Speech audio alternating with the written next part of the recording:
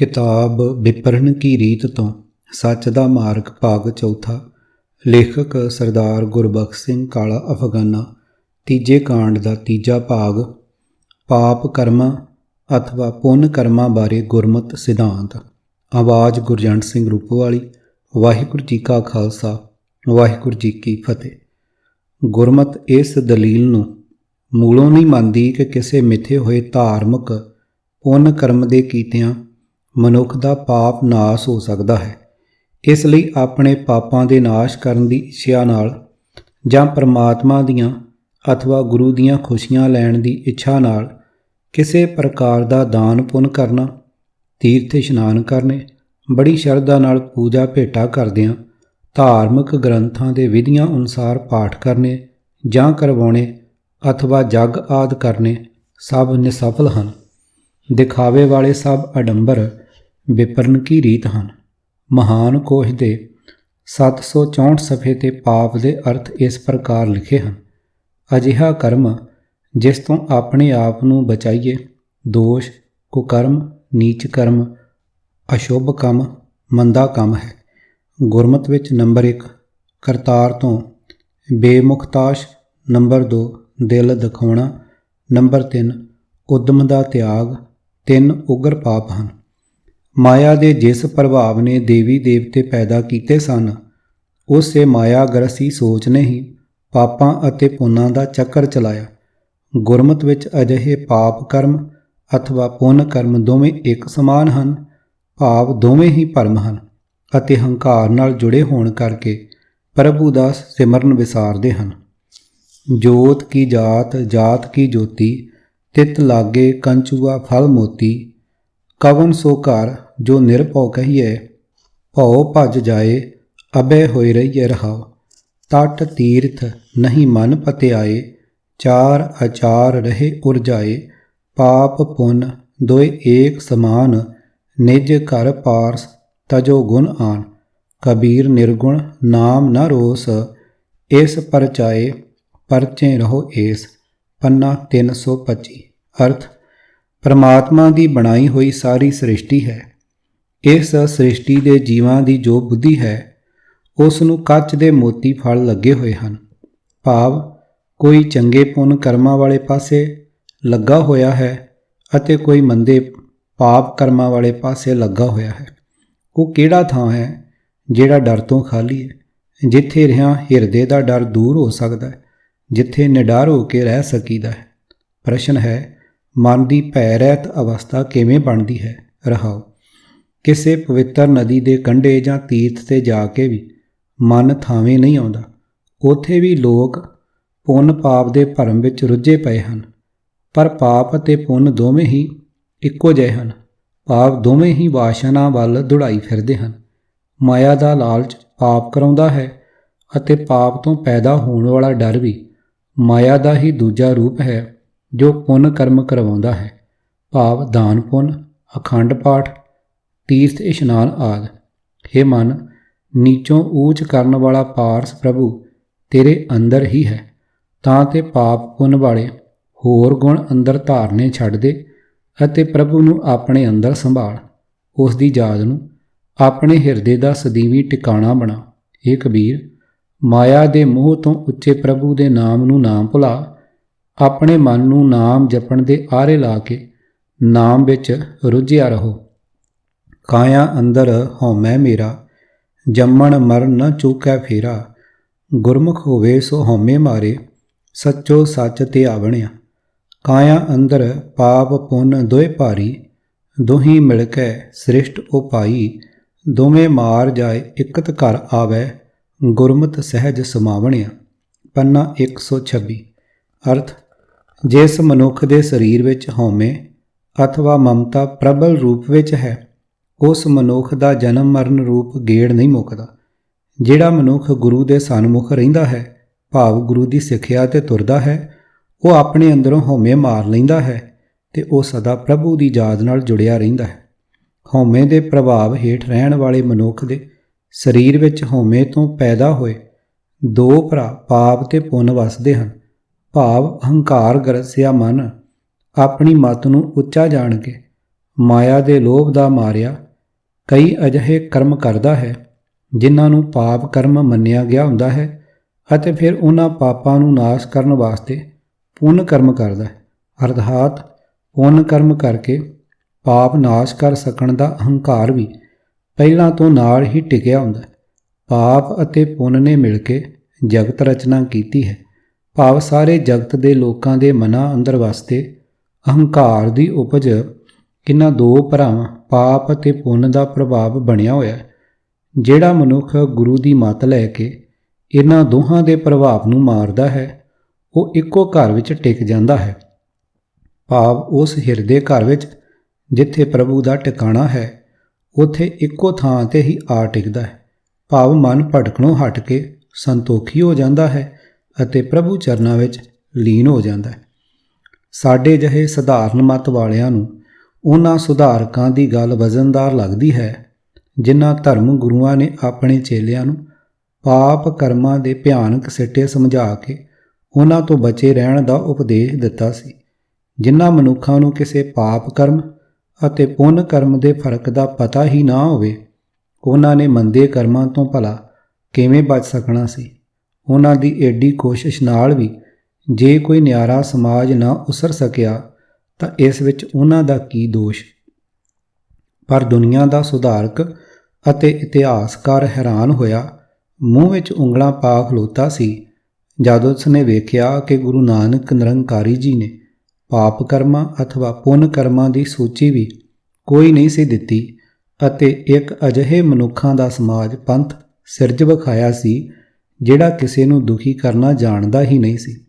ਗੁਰੂ ਦੇ ਪੰਥ ਦਾ ਹਰ ਮਨੁੱਖ ਦੁਖੀ ਹਿਰਦਿਆਂ ਨੂੰ ਸੁਖੀ ਬਣਾਉਣ ਲਈ ਅਪਰਾਧਾਂ ਅਥਵਾ ਬਦੀ ਦੇ ਵਿਰੁੱਧ ਜੂਝਦਾ ਹੋਇਆ ਸ਼ਹੀਦ ਹੋ ਜਾਣ ਵਿੱਚ ਆਪਣੇ ਧਨ ਭਾਗ ਸਮਝਦਾ ਸੀ।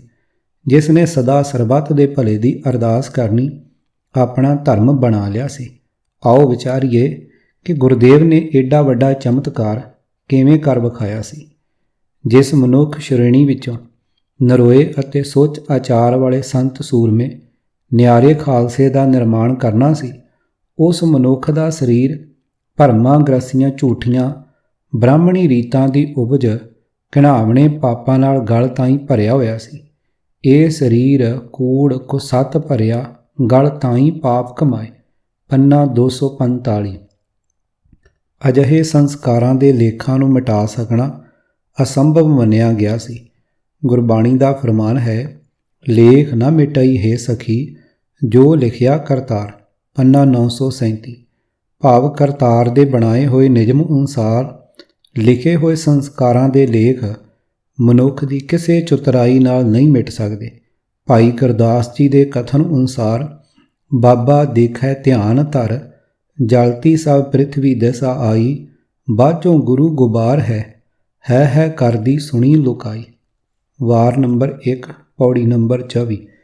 ਮਾਇਆ ਦੀ ਤ੍ਰਿਸ਼ਨਾ ਤੋਂ ਉਪਜੇ ਅਸਾਧ ਰੋਗਾਂ ਦੀ ਅੱਗ ਵਿੱਚ ਸੜਦੀ ਹੋਈ ਲੁਕਾਈ ਦੀ ਕੁਰਲਾਹਟ ਗੁਰਦੇਵ ਜੀ ਨੂੰ ਸੁਣਾਈ ਦਿੱਤੀ। ਮਨੁੱਖ ਕਿਸੇ ਸੱਚੇ ਗੁਰੂ ਦੀ ਅਣਹੋਂਦ ਕਾਰਨ ਲਵਾਰਸ ਹੋ ਚੁੱਕਾ ਸੀ। ਦੈਵੀ ਗੁਣਾਂ ਵਾਲੇ ਅਨੋਖੇ ਵੈਦ ਸ੍ਰੀ ਗੁਰੂ ਨਾਨਕ ਸਾਹਿਬ ਜੀ ਨੇ ਮਨੁੱਖ ਦੇ ਉਸ ਅਸਾਧ ਰੋਗ ਦੀ ਜੜ ਦਾ ਪਤਾ ਕਰਕੇ ਉਸ ਨੂੰ ਜੜ੍ਹਾਂ ਤੋਂ ਕੱਢਣਾ ਸੀ। ਇਸ ਮੰਤਵ ਲਈ ਕਿਸੇ ਬੜੇ ਕਾਰੀ ਦਾਰੂ ਦੀ ਲੋੜ ਸੀ। ਰੋਗੀ ਜੀਵ ਦੀ ਨਾੜੀ ਗੋਹ ਨਾਲ ਵੇਖ ਕੇ ਗੁਰਦੇਵ ਜੀ ਨੇ ਰੋਗ ਦੀ ਜੜ ਪਛਾਣ ਲਈ। ਪਰਮੇਸ਼ਰ ਤੋਂ ਬੇਮੁਖਤਾ ਮਨ ਦੀ ਪਵਿੱਤਰਤਾ 'ਤੇ ਮਾਰੂ ਚੋਟ ਕਰਦੀ ਹੈ। ਪਰਮੇਸ਼ਰ ਤੇ ਭੁੱਲਿਆਂ ਵਿਆਪਣ ਸਭੇ ਰੋਗ। ਪੰਨਾ 135। ਪ੍ਰਭੂ ਤੋਂ ਬੇਮੁਖਤਾ ਸਾਰੇ ਰੋਗਾਂ ਦੀ ਜਨਮਦਾਤੀ ਹੈ। ਮਨੁੱਖ ਦਾ ਮਨ ਵਿਕਾਰਾਂ ਦੀ ਮੈਲ ਨਾਲ ਭਰਿਆ ਪਿਆ ਸੀ।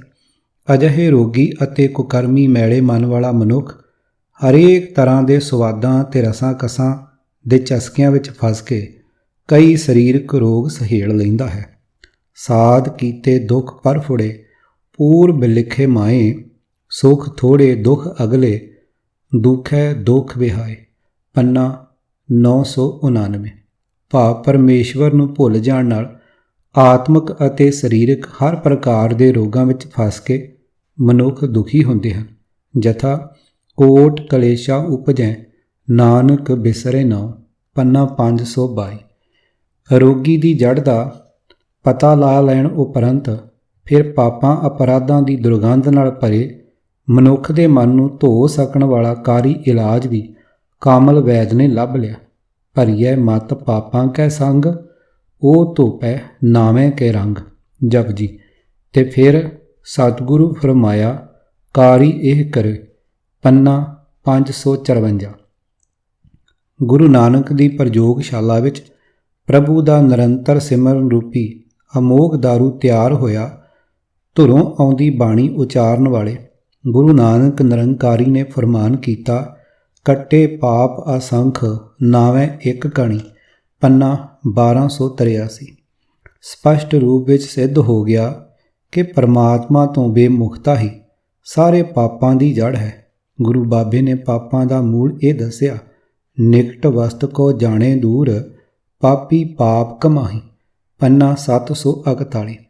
ਪੰਚਮ ਪਾਤਸ਼ਾਹ ਜੀ ਦਾ ਫਤਵਾ ਹੈ ਕਿ ਪਰਮਾਤਮਾ ਨੂੰ ਅੰਗ ਸੰਗ ਜਾਣਨ ਵਾਲਾ ਮਨੁੱਖ ਕੋਈ ਬੁਰਾ ਕੰਮ ਕਰ ਹੀ ਨਹੀਂ ਸਕਦਾ। ਨਿਕਟ ਬੁੱਝੈ ਸੋ ਬੁਰਾ ਕਿਉਂ ਕਰੇ। ਪੰਨਾ 1139।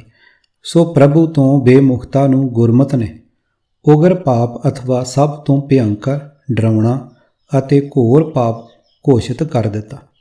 ਮਹਾਨ ਕੋਸ਼ ਅਨੁਸਾਰ ਉਗਰ ਪਾਪ ਦਾ ਦੂਜਾ ਰੂਪ ਕਿਸੇ ਪ੍ਰਾਣੀ ਦਾ ਦਿਲ ਦਿਖਾਉਣਾ ਹੈ। ਕੋਈ ਵੀ ਅਜਿਹਾ ਕਰਮ ਕਰਨਾ ਅਥਵਾ ਅਜਿਹਾ ਬੋਲ ਬੋਲਣਾ ਜਿਸ ਨਾਲ ਕਿਸੇ ਦਾ ਦਿਲ ਦੁਖੇ, ਗੁਰਮਤਿ ਨੇ ਪਾਪ ਮੰਨਿਆ ਹੈ। ਗੁਰਮਤਿ ਦੇ ਇਸ ਸਿਧਾਂਤ ਦੇ ਅਰਥਾਂ ਵਾਲਾ ਪਾਪ ਅਥਵਾ ਮੰਦਾ ਕੰਮ ਸਮੇਂ ਦੀ ਲੋੜ ਜਾਂ ਅੰਦਰ ਦੀ ਕਿਸੇ ਚੰਗੀ ਜਾਂ ਮਾੜੀ ਭਾਵਨਾ ਦੇ ਕਾਰਨ ਕਿਸੇ ਹਾਲਤ ਵਿੱਚ ਵੀ ਪੁੰਨ ਕਰਮ ਅਥਵਾ ਸ਼ਲਾਘਾਯੋਗ ਕਰਮ ਨਹੀਂ ਬਣ ਸਕਦਾ।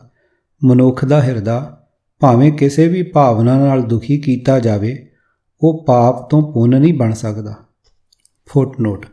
ਕਿਸੇ ਅਪਰਾਧੀ ਨੂੰ ਸਜ਼ਾ ਸੁਣਾਉਣ ਵਾਲੇ ਜੱਜ ਅਥਵਾ ਉਸ ਦੇ ਦੋਸ਼ ਨੰਗੇ ਕਰਨ ਵਾਲਾ ਗਵਾਹ ਅਪਰਾਧੀ ਦਾ ਦਿਲ ਨਹੀਂ ਦੁਖਾ ਰਿਹਾ ਹੁੰਦਾ, ਕਿਉਂਕਿ ਗੁਨਾਹਗਾਰ ਮਨੁੱਖ ਜੱਜ ਅਥਵਾ ਗਵਾਹ 'ਤੇ ਗੁੱਸਾ ਜਾਂ ਉਹਨਾਂ ਵਿਰੁੱਧ ਘਿਰਣਾ ਕਰਦਾ ਹੈ ਅਤੇ ਕਈ ਵਾਰੀ ਬਦਲਾ ਲੈਣ ਦਾ ਯਤਨ ਵੀ ਕਰਦਾ ਹੈ। ਜ਼ਾਲਮ ਆਤਮਾ ਪਛਤਾਵੇ ਨੂੰ ਕੀ ਜਾਣੇ। ਅਪਰਾਧੀ ਦਾ ਦਿਲ ਨਹੀਂ ਦੁਖਦਾ। ਕਿਸੇ ਦੀ ਵਧੀਕੀ ਨਾਲ ਹਿਰਦਾ ਸਿਰਫ ਨਿਰਦੋਸ਼ ਅਤੇ ਸਚਿਆਰ ਮਨੁੱਖ ਦਾ ਦੁਖਦਾ ਹੈ, ਅਥਵਾ ਜਿਉਂਦੀ ਆਤਮਾ ਹੀ ਦੁਖੀ ਹੁੰਦੀ ਹੈ। ਹਰ ਬਿਸਰਤ ਸੋ ਮੂਆ। ਪੰਨਾ 407। ਮੁਰਦੇ ਦਾ ਦਿਲ ਕੀ ਦੁਖਣਾ ਹੋਇਆ। ਸਤਿਗੁਰੂ ਜੀ ਦਾ ਫਰਮਾਨ ਹੈ, ਸਭਨਾ ਮਨ ਮਾਣਕ ਠਾਹਣ ਮੂਲ ਮਚਾਂਗਵਾ, ਜੇ ਤਉ ਪਿਰੀਆਂ ਦੀ ਸਿੱਕ ਹਿਆਓ ਨਾ ਠਾਏ ਕਹੀਂਦਾ। ਪੰਨਾ 1384। ਜੈ ਕਾਰਨ ਤਟ ਤੀਰਥ ਜਾਹੀ, ਰਤਨ ਪਦਾਰਥ ਘਟ ਹੀ ਮਾਹੀ, ਪੜ ਪੜ ਪੰਡਤ ਬਾਦ ਵਖਾਣੈ, ਭੀਤਰ ਹੁੰਦੀ ਵਸਤ ਨਾ ਜਾਣੇ। ਪੰਨਾ 152। ਅਰਥ, ਜਿਸ ਦੀ ਖਾਤਰ ਲੋਕ ਤੀਰਥਾਂ ਦੇ ਕੰਢੇ 'ਤੇ ਜਾਂਦੇ ਹਨ, ਉਹ ਕੀਮਤੀ ਰਤਨ ਪ੍ਰਭੂ ਮਨੁੱਖ ਦੇ ਹਿਰਦੇ ਵਿੱਚ ਹੀ ਵਸਦਾ ਹੈ। ਪੰਡਿਤ ਵੇਦ ਆਦਿਕ ਧਰਮ ਪੁਸਤਕਾਂ ਪੜ੍ਹ ਪੜ੍ਹ ਕੇ ਕਈ ਤਰ੍ਹਾਂ ਦੀ ਹੋਰ ਚਰਚਾ ਕਰਦਾ ਹੈ, ਪਰ ਆਪਣੇ ਅੰਦਰ ਵਸਦੇ ਪ੍ਰਭੂ ਨਾਲ ਸਾਂਝ ਨਹੀਂ ਪਾਉਂਦਾ, ਉਸ ਦੀ ਪਛਾਣ ਹੀ ਨਹੀਂ ਕਰਦਾ। ਜੀਵ ਨੂੰ ਪਾਪਾਂ ਅਤੇ ਅਪਰਾਧਾਂ ਦੇ ਸੰਸਕਾਰਾਂ ਤੋਂ ਮੁਕਤ ਕਰਕੇ ਸ਼ਾਂਤੀ ਅਤੇ ਗੰਭੀਰਤਾ ਦਾ ਨਮੂਨਾ ਬਣਾ ਦੇਣ ਲਈ ਮਨੁੱਖ ਦੇ ਅੰਦਰ ਵਸਦੇ ਪ੍ਰਭੂ ਦਾ ਅਨੁਭਵ ਕਰਾ ਦੇਣਾ ਜ਼ਰੂਰੀ ਸਮਝਿਆ ਗਿਆ। ਜਿਸ ਜੀਵ ਨੇ ਆਪਣੀ ਮੱਤ ਤਿਆਗ ਕੇ ਗੁਰੂ ਪਿਤਾ ਦੇ ਉਪਦੇਸ਼ 'ਤੇ ਚੱਲਣ ਦੀ ਮੱਤ ਪੱਲੇ ਬੰਨ੍ਹ ਲਈ, ਉਸ ਨੂੰ ਆਪਣੇ ਅੰਦਰੇ ਵਸਦੇ ਪ੍ਰਭੂ ਦੇ ਦਰਸ਼ਨ ਕਰ ਸਕਣ ਵਾਲੀ ਅੱਖ ਮਿਲ ਗਈ। ਤੇ ਫਿਰ ਜਦ ਉਸ ਕਰਮਾਂ ਵਾਲੇ ਮਨੁੱਖ ਨੇ ਆਪਣੇ ਅੰਦਰ ਝਾਤੀ ਮਾਰੀ ਤਾਂ ਵੇਖ ਕੇ ਹੈਰਾਨ ਰਹਿ ਗਿਆ, ਹੈ ਇਹ ਕੀ ਅਦਲੀ ਹੋਏ ਬੈਠਾ ਪ੍ਰਭ ਆਪ। ਪੰਨਾ 199। ਨਿਆਂ ਕਰਨ ਵਾਲਾ ਅਦਲੀ, ਸਭ ਤੋਂ ਵੱਡਾ ਨਿਆਂ ਆਦੀਸ ਸਿਰਜਣਹਾਰ ਤਾਂ ਸਾਡੇ ਅੰਦਰ ਆਪ ਹੀ ਦਰਬਾਰ ਲਾਈ ਬੈਠਾ ਹੈ, ਅਤੇ ਜਦ ਦੁੱਖਾਂ ਸੁੱਖਾਂ ਦਾ ਦਾਤਾ ਅੰਦਰੇ ਬੈਠਾ ਵੇਖ ਲਿਆ ਤਾਂ ਫਿਰ ਨਿਕਟ ਬੁੱਝੈ ਸੋ ਬੁਰਾ ਕਿਉਂ ਕਰੇ। ਪੰਨਾ 1139। ਰੱਬ ਨਿਰਾ ਲਾਗੇ ਹੀ ਨਹੀਂ, ਇਹ ਤਾਂ ਬੈਠਾ ਹੀ ਅੰਦਰ ਹੈ। ਸਾਡੇ ਕਰਮਾਂ ਦੀ ਪੜਤਾਲ ਦੀ ਗੱਲ ਤਾਂ ਦੂਰ ਰਹੀ, ਇਹ ਤਾਂ ਸਾਡੇ ਮਨ ਦੀ ਚੰਗੀ ਮਾੜੀ ਹਰ ਤਰ੍ਹਾਂ ਦੀ ਸੋਚਣੀ ਵੀ ਜਾਣ ਰਿਹਾ। ਹੁਣ ਬੁਰਾ ਕਰਨਾ ਤਾਂ ਦੂਰ ਰਿਹਾ, ਕਿਸੇ ਲਈ ਬੁਰਾ ਵਿਚਾਰ ਵੀ ਮਨ ਵਿੱਚ ਨਹੀਂ ਆਉਣ ਦੇਣਾ। ਮਨੁੱਖ ਦਾ ਕਾਇਆ ਕਲਪ ਹੋਣਾ ਆਰੰਭ ਹੋ ਗਈ। ਪੰਚਮ ਪਾਤਸ਼ਾਹ ਜੀ ਨੇ ਇਸੇ ਹੀ ਅਚਰਜ ਕੌਤਕ ਦੀ ਅਚਰਜਤਾ ਫਿਰ ਇਉਂ ਫਰਮਾਨ ਕੀਤੀ। ਦੇਖੋ ਅਚਰਜ ਭਇਆ ਜਿਹ ਠਾਕੁਰ ਕੋ ਸੁਣਤ ਅਗਾਧ ਬੋਧ ਸੋ ਹਿਰਦੇ ਗੁਰਦਇਆ। ਪੰਨਾ 612। ਗੁਰਦੇਵ ਜੀ ਨੇ ਚਿੱਤਰਗੁਪਤ ਅਥਵਾ ਧਰਮਰਾਜ ਵਾਲੇ ਫੋਕੇ ਬ੍ਰਾਹਮਣੀ ਭਰਮ ਨੂੰ ਮਨੁੱਖ ਦੇ ਮਨ ਵਿੱਚੋਂ ਕੱਢ ਕੇ ਪਰਮ ਸੱਤ ਦਾ ਗਿਆਨ ਕਰਵਾਇਆ ਅਤੇ ਸਮਝਾਇਆ ਕਿ ਪ੍ਰਭੂ ਆਪ ਹੀ ਆਪਣਾ ਦਰਬਾਰ ਲਾ ਕੇ ਮਨੁੱਖ ਦੇ ਹਿਰਦੇ ਵਿੱਚ ਬੈਠਾ ਹੋਇਆ, ਚੰਗੇ ਮਾੜੇ ਕਰਮਾਂ ਦਾ ਹਿਸਾਬ ਕਰਕੇ ਨਾਲੋਂ ਨਾਲ ਫੈਸਲਾ ਕਰੀ ਜਾ ਰਿਹਾ ਹੈ। ਅੰਦਰ ਰਾਜਾ ਤਖਤ ਹੈ ਆਪੇ ਕਰੇ ਨਿਆਉ, ਗੁਰ ਸ਼ਬਦੀ ਦਰ ਜਾਣੀਏ ਅੰਦਰ ਮਹਿਲ ਅਸਰਾਓ। ਖਰੇ ਪਰਖ ਖਜ਼ਾਨੇ ਪਾਈਆਂ ਖੋਟਿਆਂ ਨਾਹੀ ਥਾਉ, ਸਭ ਸੱਚੋ ਸੱਚ ਵਰਤਦਾ ਸਦਾ ਸੱਚ ਨਿਆਉ। ਅੰਮ੍ਰਿਤ ਕਾ ਰਸ ਆਇਆ ਮਨ ਵਸਿਆ ਨਾਉ। ਪੰਨਾ 1092। ਅਰਥ ਜੀਵ ਦੇ ਅੰਦਰ ਹੀ ਜੀਵਾਂ ਦਾ ਮਾਲਕ ਬੈਠਾ ਹੈ, ਜੀਵ ਦੇ ਅੰਦਰ ਹੀ ਉਸ ਦਾ ਤਖਤ ਹੈ। ਉਹ ਆਪ ਹੀ ਜੀਵ ਦੇ ਕੀਤੇ ਕਰਮਾਂ ਦਾ ਨਿਆਂ ਕਰੀ ਜਾਂਦਾ ਹੈ। ਅੰਦਰ ਹੀ ਉਸ ਦਾ ਮਹੱਲ ਹੈ, ਜੀਵ ਦੇ ਅੰਦਰ ਹੀ ਬੈਠਾ ਉਹ ਜੀਵ ਦਾ ਆਸਰਾ ਹੈ। ਪਰ ਉਸ ਦੇ ਮਹੱਲ ਦਾ ਬੂਹਾ ਗੁਰੂ ਦੇ ਸ਼ਬਦ ਭਾਵ ਗੁਰੂ ਦੀ ਸਿੱਖਿਆ ਦੇ ਰਾਹੀਂ ਲੱਭਦਾ ਹੈ। ਜੀਵ ਦੇ ਅੰਦਰ ਹੀ ਬੈਠੇ ਹੋਏ ਦੀ ਹਜ਼ੂਰੀ ਵਿੱਚ ਖਰੇ ਜੀਵ ਪਰਖ ਕੇ ਖਜ਼ਾਨੇ ਵਿੱਚ ਰੱਖੇ ਜਾਂਦੇ ਹਨ, ਭਾਵ ਅੰਦਰੇ ਬੈਠਾ ਹੋਇਆ ਹੀ ਖਰੇ ਜੀਵਾਂ ਦੀ ਆਪ ਸੰਭਾਲ ਕਰੀ ਜਾਂਦਾ ਹੈ। ਖੋਟਿਆਂ ਨੂੰ ਥਾਂ ਨਹੀਂ ਮਿਲਦੀ। ਉਹੀ ਪ੍ਰਭੂ ਹਰ ਥਾਂ ਮੌਜੂਦ ਹੈ, ਉਸ ਦਾ ਨਿਆਂ ਸਦਾ ਅਟਲ ਹੈ। ਉਹਨਾਂ ਨੂੰ ਉਸ ਦੇ ਨਾਮ ਅੰਮ੍ਰਿਤ ਦਾ ਸਵਾਦ ਆਉਂਦਾ ਹੈ, ਜਿਨ੍ਹਾਂ ਦਾ ਮਨ ਪ੍ਰਭੂ ਦੇ ਇਸ ਅੰਦਰ ਵਾਲੇ ਤਖਤ ਦਾ ਗਿਆਨ ਅਤੇ ਨਿਸ਼ਚਾ ਹੋ ਕੇ ਉਸ ਦੇ ਸਿਮਰਨ ਨਾਲ ਜੁੜ ਜਾਂਦਾ ਹੈ। ਫਿਰ ਗੁਰਦੇਵ ਜੀ ਨੇ ਇਹ ਵੀ ਸਮਝਾ ਦਿੱਤਾ ਕਿ ਜਿਵੇਂ ਮਨੁੱਖਾਂ ਦੀ ਕਚਹਿਰੀ ਵਿੱਚੋਂ ਦੌੜ ਭੱਜ ਕੇ ਨਿਕਲ ਜਾਂਦੇ ਹੋ, ਪ੍ਰਭੂ ਦੇ ਇਸ ਦਰਬਾਰ ਵਿੱਚੋਂ ਬਚ ਨਿਕਲਣ ਦਾ ਕੋਈ ਚਾਰਾ ਨਹੀਂ ਹੈ। ਮਨਸਾਂ ਕਿਉਂ ਦਿਬਾਣੋ ਕੋਈ ਨਸ ਭੱਜ ਨਿਕਲੇ, ਹਾਰ ਦਿਬਾਣੋ ਕੋਈ ਕਿੱਥੇ ਜਾਇਆ। ਪੰਨਾ 591। ਜਿਸ ਪ੍ਰਾਣੀ ਦੇ ਹਿਰਦੇ ਵਿੱਚ ਅਕਾਲ ਪੁਰਖ ਦਾ ਵਾਸਾ ਹੈ, ਉਸ ਨੂੰ ਕਿਸੇ ਫਿੱਕੇ ਬੋਲ ਨਾਲ ਦਿਖਾਉਣਾ ਵੀ ਮਹਾਂ ਪਾਪ ਹੈ। ਇੱਕ ਫਿੱਕਾ ਨਾ ਗਲਾਏ ਸਭਨਾ ਮੈਂ ਸੱਚਾ ਧਣੀ, ਹਿਆਓ ਨਾ ਕਾਹੀ ਠਾਹੇ ਮਾਣਕ ਸਭ ਅਮੋਲ ਵੇ। ਪੰਨਾ 1384। ਅਰਥ ਇੱਕ ਵੀ ਫਿੱਕਾ ਬਚਨ ਨਾ ਬੋਲ, ਕਿਉਂਕਿ ਸਭ ਵਿੱਚ ਸੱਚਾ ਮਾਲਕ ਵਸ ਰਿਹਾ ਹੈ। ਕਿਸੇ ਦਾ ਵੀ ਦਿਲ ਨਾ ਦੁਖਾ, ਕਿਉਂਕਿ ਇਹ ਸਾਰੇ ਜੀਵ ਅਮੋਲਕ ਮੋਤੀ ਹਨ। ਪ੍ਰਭੂ ਦੇ ਨਿਵਾਸ ਵਾਲੀ ਥਾਂ ਕਿਸੇ ਦਾ ਦਿਲ ਦਿਖਾਉਣਾ ਘਟੀਆ ਕਿਸਮ ਦੇ ਅਹੰਕਾਰ ਦਾ ਪ੍ਰਗਟਾਵਾ ਹੈ। ਪਰਮਾਤਮਾ ਨੂੰ ਭੁੱਲ ਜਾਣਾ ਅਥਵਾ ਪ੍ਰਭੂ ਤੋਂ ਬੇਮੁਖਤਾ ਦਾ ਦੂਜਾ ਨਾਮ ਕਿਸੇ ਦਾ ਦਿਲ ਦਿਖਾਉਣਾ ਹੈ। ਗੁਰਮਤਿ ਨੇ ਗੁਰੂ ਅਥਵਾ ਪ੍ਰਭੂ ਤੋਂ ਬੇਮੁਖਤਾ ਨੂੰ ਅਸਲ ਉਗਰ ਪਾਪ ਮੰਨ ਕੇ ਦੁਨੀਆ ਵਿਚਲੇ ਹਰ ਅਪਰਾਧ ਅਥਵਾ ਮੰਦੇ ਕਰਮ ਨੂੰ ਮੁਕਾ ਦੇਣ ਵਾਲਾ ਸਿਧਾਂਤ ਬਖਸ਼ਿਆ ਸੀ। ਪਰ ਵਿਪਰਨ ਕੀ ਰੀਤ ਦੇ ਅਸਰ ਵਿੱਚ ਆ ਚੁੱਕੇ ਗੁਰੂ ਕੇ ਸਿੱਖ ਨੇ ਇਸ ਸਿਧਾਂਤ ਨੂੰ ਆਪ ਹੀ ਨਹੀਂ ਸਮਝਿਆ, ਦੁਨੀਆ ਨੂੰ ਕੀ ਦੱਸਣਾ ਸੀ। ਉਹੀ ਮਨੁੱਖ ਮੰਦਕਰਮੀ ਹੈ, ਉਹੀ ਕਿਸੇ ਦਾ ਮੰਦਾ ਸੋਚਦਾ ਹੈ, ਜੋ ਗੁਰੂ ਦੀ ਮੱਤ ਲੈਣ ਦੀ ਲੋੜ ਨਾ ਸਮਝ ਕੇ ਆਪਣੇ ਦਿਲੋਂ ਪ੍ਰਭੂ ਦਾ ਭੈ ਗਵਾ ਚੁੱਕਾ ਹੈ। ਜਿਸ ਨੂੰ ਇਹ ਨਹੀਂ ਪਤਾ ਕਿ ਪ੍ਰਭੂ ਦਾ ਦਰਬਾਰ ਮਨੁੱਖ ਦੇ ਅੰਦਰ ਹੀ ਹੈ ਅਤੇ ਮਨੁੱਖ ਦੇ ਮਨ ਦੇ ਮੰਦੇ ਸੰਕਲਪਾਂ ਦਾ ਵੀ ਪ੍ਰਭੂ ਕੋਲ ਪੂਰਾ ਹਿਸਾਬ ਹੈ। ਜਨਮ ਮਰਨ ਦੇ ਗੇੜ ਵਿੱਚ ਪਾਉਣ ਵਾਲਾ ਕਾਲਾ ਚਿੱਠਾ ਨਾਲੋਂ ਨਾਲ ਤਿਆਰ ਹੋ ਰਿਹਾ। ਗੁਰਬਾਣੀ ਵਿੱਚ ਪਾਪ ਅਤੇ ਪੁੰਨ ਲਫ਼ਜ਼ਾਂ ਦੀ ਕਈ ਸ਼ਬਦਾਂ ਵਿੱਚ ਵਰਤੋਂ ਹੋਣ ਕਾਰਨ ਅਸੀਂ ਸਹਿਜ ਹੀ ਬ੍ਰਾਹਮਣੀ ਅਰਥਾਂ ਵਾਲੇ ਪਾਪ ਅਤੇ ਪੁੰਨ ਦੀ ਵਿਚਾਰ ਨਾਲ ਜੁੜ ਜਾਣ ਦੀ ਬਿਮਾਰੀ ਸਹੇੜੀ ਫਿਰਦੇ ਹਾਂ। ਇਹੋ ਕਾਰਨ ਹੈ ਕਿ ਅਸੀਂ ਆਪਣੇ ਜਾਂ ਆਪਣੇ ਮਰੇ ਹੋਏ ਸੰਬੰਧੀ ਦੇ ਪਾਪ ਨਾਸ਼ ਕਰਾ ਲੈਣ ਲਈ ਲੰਗਰ ਲਾਉਣੇ, ਪਾਠ ਕਰਾਉਣੇ, ਪਦਾਰਥਾਂ ਜਾਂ ਮਾਇਆ ਦਾਨ ਕਰਨਾ, ਸਰੋਵਰਾਂ ਅਥਵਾ ਤੀਰਥਾਂ 'ਤੇ ਇਸ਼ਨਾਨ ਕਰਨੇ ਆਦਿ ਕਥਿਤ ਪੁੰਨ ਕਰਮਾਂ ਦੇ ਵਟਾਂਦਰੇ ਪਾਪਾਂ ਦਾ ਨਾਸ਼ ਕਰ ਲੈਣ ਦੇ ਭਰਮ ਵਾਲੀ ਬ੍ਰਾਹਮਣੀ ਰੀਤ ਤੋਂ ਹਟ ਜਾਣਾ ਬੁਰਾ ਮੰਨਦੇ ਹਾਂ। ਗੁਰਮਤਿ ਦੇ ਸਿਧਾਂਤ ਨੂੰ ਹੋਰ ਸਪਸ਼ਟ ਕਰਨ ਵਾਸਤੇ ਗੁਰਬਾਣੀ ਦੇ ਕੁਝ ਹੋਰ ਸ਼ਬਦ ਵਿਚਾਰ ਲੈਣੇ ਲਾਹੇਵੰਦ ਹੋਣਗੇ। ਇਸ ਜਰ ਕਾਰਨ ਘਣੀ ਬੇਗੁੱਤੀ, ਇਨ ਜਰ ਘਣੀ ਖੁਆਈ, ਪਾਪਾਂ ਬਾਝੋਂ ਹੋਵੇ ਨਾਹੀ, ਮੋਇਆਂ ਸਾਥ ਨਾ ਜਾਈ, ਜਿਸ ਨੂੰ ਆਪ ਖੁਆਏ ਕਰਤਾ ਖੋਸ ਲਏ ਚੰਗਿਆਈ। ਪੰਨਾ 417।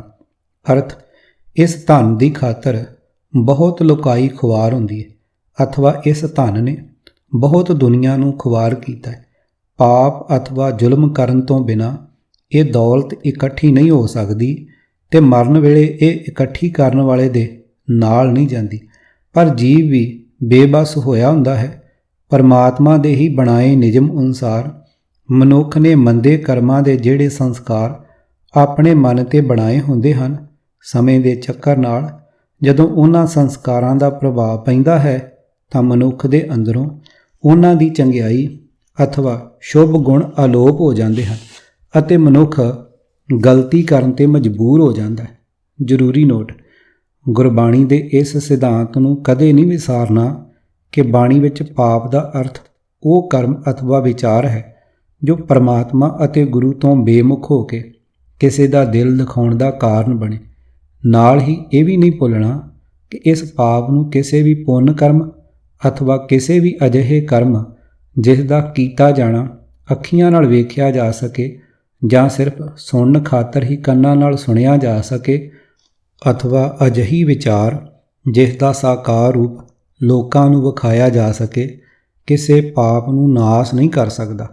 ਅਜਿਹਾ ਕਰਨਾ ਨਿਰੋਲ ਵਿਪਰਨ ਕੀ ਰੀਤ ਹੈ ਅਤੇ ਗੁਰੂ ਤੋਂ ਬੇਮੁਖਤਾ ਹੈ ਅਥਵਾ ਸਤਿਗੁਰ ਜੀ ਦਾ ਆਪਣਾ ਦਿਲ ਦਿਖਾਉਣ ਦਾ ਉਗਰ ਪਾਪ ਹੈ। ਗੁਰੂ ਦੀ ਮੱਤ 'ਤੇ ਚੱਲ ਕੇ ਸੁੱਚਾ ਆਚਰਨ ਬਣਾ ਲੈਣਾ ਅਤੇ ਪ੍ਰਭੂ ਦੀ ਨਿਰੰਤਰ ਯਾਦ ਹਿਰਦੇ ਵਿੱਚ ਟਿਕਾ ਲੈਣ ਹੀ ਪਾਪਾਂ ਦਾ ਨਾਸ਼ ਕਰਨ ਦੀ ਕੇਵਲ ਮਰਜ਼ਾਦਾ ਹੈ। ਅਨ ਕਾਏ ਰਾਤੜਿਆ ਵਾਟ ਦੁਹੇਲੀ ਰਾਮ, ਪਾਪ ਕਮਾਵਦਿਆਂ ਤੇਰਾ ਕੋਏ ਨਾ ਬੇਲੀ ਰਾਮ। ਕੋਏ ਨਾ ਬੇਲੀ ਹੋਏ ਤੇਰਾ ਸਦਾ ਪਛੋਤਾਵਹਿ, ਗੁਣ ਗੋਪਾਲ ਨਾ ਜਪੇ ਰਸਨਾ, ਫਿਰ ਕਦੋਂ ਸੇ ਦਿਹ ਆਵਹਿ। ਤਰਵਰ ਵਿਛੁੰਨੇ ਨਹ ਪਾਤ ਜੁੜਤੇ, ਜਗ ਮਗ ਗੌਣ ਅਕੇਲੀ, ਬਿਨਵੰਤ ਨਾਨਕ ਬਿਨ ਨਾਮ ਹਰ ਕੇ, ਸਦਾ ਫਿਰ ਤੁਦੁਹੇਲੀ। ਪੰਨਾ 546। ਕਰ ਕਰ ਪਾਪ ਦਰਬ ਕੀਆ ਵਰਤਣ ਕੈ ਤਾਈ, ਮਾਟੀ ਸਿਉ ਮਾਟੀ ਰਲੀ ਨਾਂਗਾ ਉਠ ਜਾਈ। ਪੰਨਾ 809। ਅਰਥ, ਸਾਰੀ ਉਮਰ ਪਾਪ ਕਰ ਕਰਕੇ ਹੀ ਮਨੁੱਖ ਆਪਣੇ ਵਰਤਣ ਲਈ ਦਰਬ ਧਨ ਇਕੱਠਾ ਕਰਦਾ ਰਿਹਾ, ਪਰ ਮੌਤ ਆਉਣ 'ਤੇ ਇਸ ਦੇ ਸਰੀਰ ਦੀ ਮਿੱਟੀ ਧਰਤੀ ਨਾਲ ਰਲ ਗਈ ਤੇ ਜੀਵ ਖਾਲੀ ਹੱਥ ਹੀ ਉੱਠ ਤੁਰਿਆ। ਮਨੁੱਖ ਦੇ ਮਨ ਨੂੰ ਕਿਸੇ ਕਾਰਨ ਵੀ ਦੁਖੀ ਕਰਨਾ ਗੁਰਮਤਿ ਨੇ ਉਗਰ ਪਾਪ ਮੰਨਿਆ ਹੈ। ਇਸ ਤਰ੍ਹਾਂ ਭਾਵੇਂ ਕੋਈ ਵੀ ਕਿੱਤਾ ਹੋਵੇ, ਪਾਪਾਂ ਬਾਝੋਂ ਮਾਇਆ ਦਾ ਢੇਰ ਲਾ ਲੈਣਾ ਅਸੰਭਵ ਹੈ।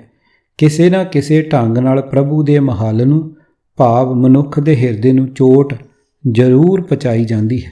ਮਨੁੱਖ ਦੇ ਹਿਰਦੇ ਨੂੰ ਕੇਵਲ ਉਹੀ ਮਨੁੱਖ ਦੁਖੀ ਕਰ ਸਕਦਾ ਹੈ ਜਿਸ ਦੇ ਅੰਦਰ ਪ੍ਰਭੂ ਦਾ ਭੈ ਨਾ ਹੋਵੇ ਜਾਂ ਅਤੇ ਉਹ ਐਵੇਂ ਵਿਖਾਵੇ ਮਾਤਰ ਹੀ ਗੁਰੂ ਨਾਨਕ ਦਾ ਸਿੱਖ ਹੋਵੇ ਅਥਵਾ ਰੱਬ ਅਤੇ ਗੁਰੂ ਤੋਂ ਬੇਮੁਖ ਹੋਵੇ। ਉਂਝ ਵਿਖਾਵੇ ਨੂੰ ਬਾਣੀ ਅਤੇ ਬਾਣੇ ਦਾ ਧਾਰਨੀ ਹੋਵੇ। ਕਰੇ ਦੋਹ ਕਰਮ ਦਿਖਾਵੇ ਹੋਰ, ਰਾਮ ਕੀ ਦਰਗਾਹ ਬਾਂਧਾ ਚੋਰ। ਪੰਨਾ 194। ਅਰਥ, ਜਿਹੜਾ ਸਿਮਰਨਹੀਣ ਮਨੁੱਖ ਪ੍ਰਭੂ ਨੂੰ ਸਰਬ ਵਿਆਪਕ ਨਹੀਂ ਪ੍ਰਤੀਤ ਕਰਦਾ, ਉਹ ਅੰਦਰ ਲੋਕੇ ਮੰਦੇ ਕਰਮ ਕਰਦਾ ਹੈ, ਬਾਹਰ ਜਗਤ ਨੂੰ ਆਪਣੇ ਜੀਵਨ ਦਾ ਹੋਰ ਪਾਸਾ ਵਿਖਾਉਂਦਾ ਹੈ। ਜਿਵੇਂ ਚੋਰ ਸੰਨ ਉੱਤੇ ਫੜਿਆ ਜਾਂਦਾ ਹੈ ਤੇ ਬਚ ਜਾਂਦਾ ਹੈ, ਤਿਵੇਂ ਉਹ ਪਰਮਾਤਮਾ ਦੀ ਦਰਗਾਹ ਵਿੱਚ ਚੋਰ ਵਾਂਗ ਬੰਨ੍ਹਿਆ ਜਾਂਦਾ ਹੈ। ਇਹ ਭੂਪਤ ਰਾਣੇ ਰੰਗ ਦਿਨ ਚਾਰ ਸੁਹਾਵਣਾ, ਇਹ ਮਾਇਆ ਰੰਗ ਕੋ ਸੰਭ ਖਿਨਮੇ ਲਹਿ ਜਾਵਣਾ। ਚਲਦਿਆਂ ਨਾਲ ਨਾ ਚੱਲੇ ਸਿਰ ਪਾਪ ਲੈ ਜਾਵਣਾ, ਜਾਂ ਪਕੜ ਚਲਾਇਆ ਕਾਲ ਤਾਂ ਖਰਾ ਡਰਾਵਣਾ। ਉਹ ਵੇਲਾ ਹੱਥ ਨਾ ਆਵੇ ਫਿਰ ਪਛਤਾਵਣਾ। ਪੰਨਾ 645। ਅਰਥ, ਰਾਜਿਆਂ ਤੇ ਰਾਣਿਆਂ ਦੇ ਇਹ ਰੰਗ 4 ਦਿਨਾਂ ਭਾਵ ਥੋੜ੍ਹੇ ਚਿਰ ਲਈ ਸ਼ੋਭਨੀਕ ਹੁੰਦੇ ਹਨ। ਮਾਇਆ ਦਾ ਇਹ ਰੰਗ ਕੁਸੰਬੇ ਦਾ ਰੰਗ ਹੈ, ਭਾਵ ਕੁਸੰਬੇ ਵਾਂਗ ਛਿਨ ਭੰਗਰ ਹੈ, ਛਿਨ ਮਾਤਰ ਵਿੱਚ ਲਹਿ ਜਾਏਗਾ। ਸੰਸਾਰ ਤੋਂ ਤੁਰਨ ਵੇਲੇ ਮਾਇਆ ਨਾਲ ਨਹੀਂ ਜਾਣੀ। ਮਾਇਆ ਦੇ ਕਾਰਨ ਕੀਤੇ ਪਾਪ ਆਪਣੇ ਸਿਰ 'ਤੇ ਲੈ ਜਾਈਦੇ ਹਨ। ਜਦੋਂ ਮੌਤ ਨੇ ਆ ਘੇਰਿਆ ਤਾਂ ਜੀਵ ਡਾਢਾ ਭੈ ਭੀਤ ਹੁੰਦਾ ਹੈ। ਮਨੁੱਖ ਜਨਮ ਵਾਲਾ ਉਹ ਸਮਾਂ ਫੇਰ ਨਹੀਂ ਮਿਲਣਾ, ਇਸ ਵਾਸਤੇ ਪਛਤਾਉਂਦਾ ਹੈ। ਮਾਇਆ ਇਕੱਠੀ ਕਰਨ ਲਈ ਚੋਰੀਆਂ, ਡਾਕੇ, ਠੱਗੀਆਂ, ਵਿਸ਼ਵਾਸਘਾਤ ਬਚਨਾਂ ਤੋਂ ਫਿਰ ਜਾਣ ਨੂੰ, ਚਤੁਰਾਈ ਮੰਨਣ ਵਾਲੇ ਕੁਕਰਮੀਆਂ ਦੀ ਮੌਤ ਤੇ ਕਿਸੇ ਭਲੇ ਮਨੁੱਖ ਦੇ ਹਿਰਦੇ ਨੂੰ ਪੀੜਿਤ ਕਰਨ ਵਾਲੇ ਸਤਿਗੁਰਾਂ ਤੋਂ ਬੇਮੁਖ ਮਹਾਂਪਾਪੀਆਂ ਦੇ ਮਰਨ ਤੇ ਉਹਨਾਂ ਦੇ ਨਿਮਿੱਤ ਅਥਵਾ ਉਹਨਾਂ ਦੇ ਕੀਤੇ ਪਾਪਾਂ ਦੇ ਅਪਰਾਧ ਬਖਸ਼ ਕੇ ਉਹਨਾਂ ਨੂੰ ਆਪਣੇ ਚਰਨਾਂ ਵਿੱਚ ਨਿਵਾਸ ਦਿਵਾਉਣ ਦੇ ਫੋਕੇ ਯਤਨਾਂ ਵਿੱਚ ਪਾਠ ਕਰਾਉਣੇ, ਦਾਨ ਪੁੰਨ ਕਰਨੇ ਆਦਿ ਹਰ ਪ੍ਰਕਾਰ ਦੇ ਧਰਮ ਕਰਮ ਨਿਸਫਲ ਹੀ ਨਹੀਂ, ਸਗੋਂ ਇਹ ਕੁਝ ਕਰਕੇ ਵਿਪਰਨ ਕੀ ਰੀਤ ਦੇ ਧਾਰਨੀ ਬਣਨ ਦਾ ਭਿਆਨਕ ਦੋਸ਼ ਵੀ ਆਪਣੇ ਸਿਰ ਲੈਣਾ ਹੁੰਦਾ ਹੈ। ਨੋਟ: ਇਸ ਗੁਰਮਤਿ ਸਿਧਾਂਤ ਨੂੰ ਠੀਕ ਤਰ੍ਹਾਂ ਸਮਝਣ ਲਈ ਪੜ੍ਹੋ ਇਸ ਪੁਸਤਕ ਦਾ 7ਵਾਂ ਭਾਗ। ਵਸਤ ਪਰਾਈ ਕੋ ਉਠ ਰੋਵੈ, ਕਰਮ ਧਰਮ ਸਗਲਾ ਹੀ ਖੋਵੈ, ਹੁਕਮ ਨਾ ਬੂਝੇ ਆਵਣ ਜਾਣੇ, ਪਾਪ ਕਰੇ ਤਾਂ ਪਛੋਤਾਣੇ। ਪੰਨਾ 676।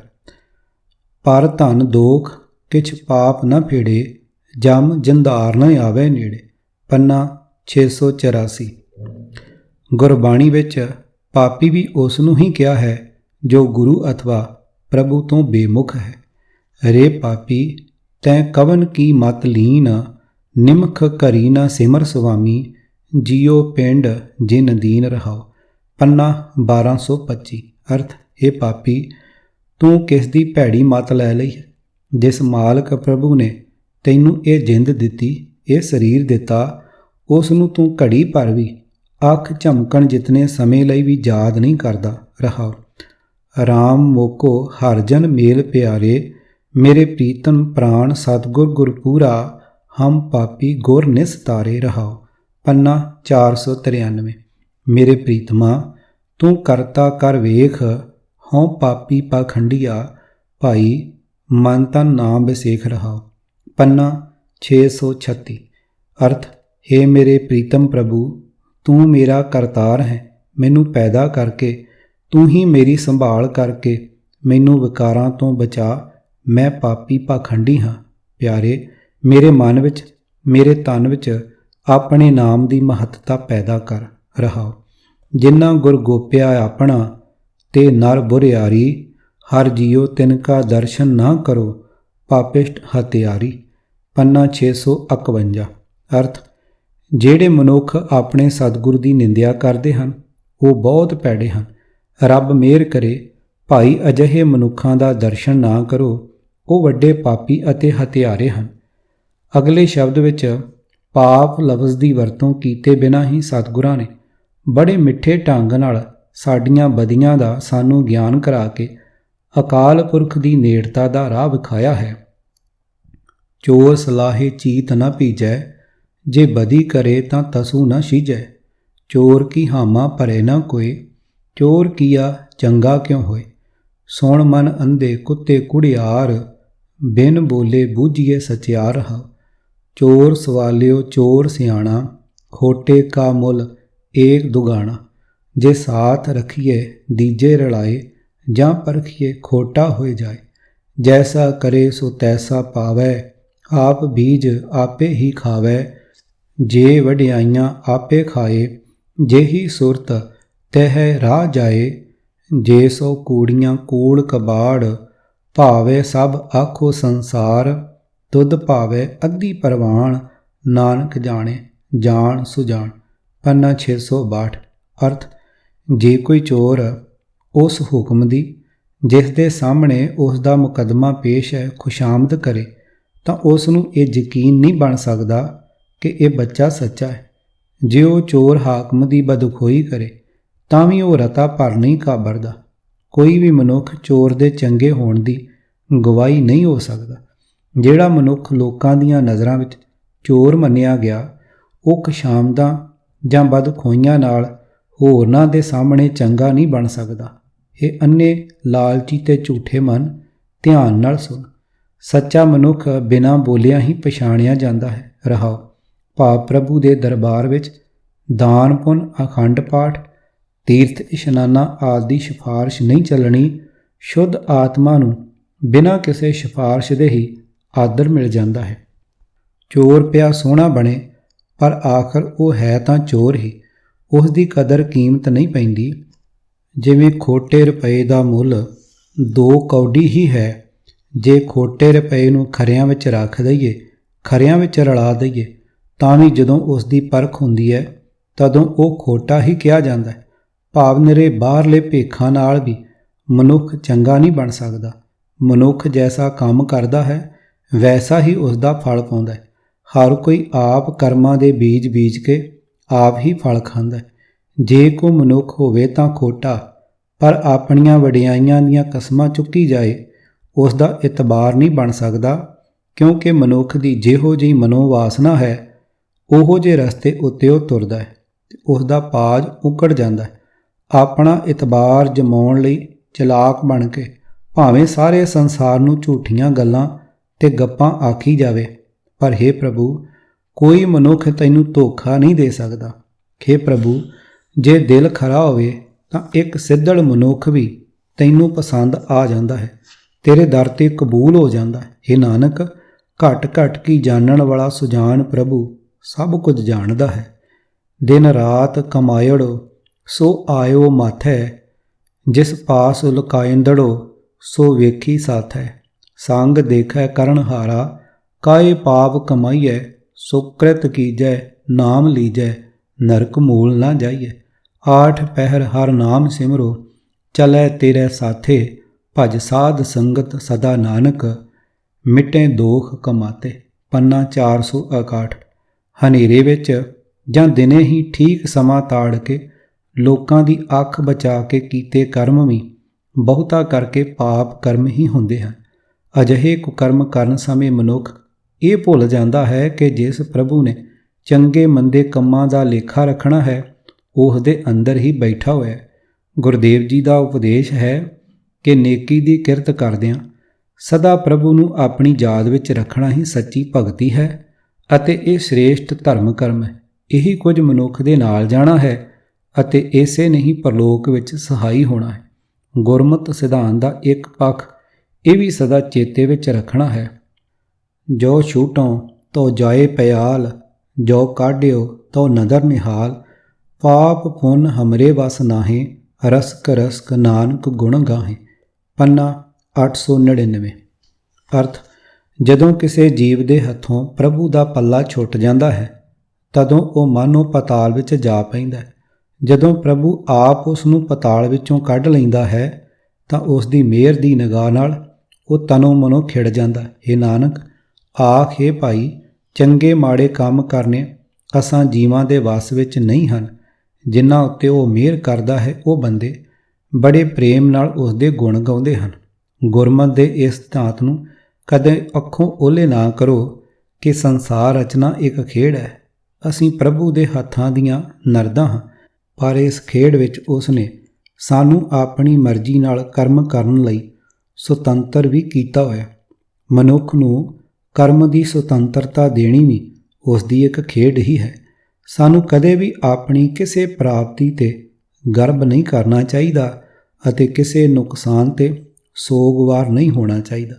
ਸਦਾ ਉਸ ਦੇ ਸ਼ੁਕਰਗੁਜ਼ਾਰ ਰਹਿ ਕੇ ਉਸ ਦੀ ਯਾਦ ਨਾਲ ਜੁੜੇ ਰਹਿਣਾ ਹੀ ਆਤਮਿਕ ਸੁੱਖ ਦਾ ਸਾਧਨ ਹੈ।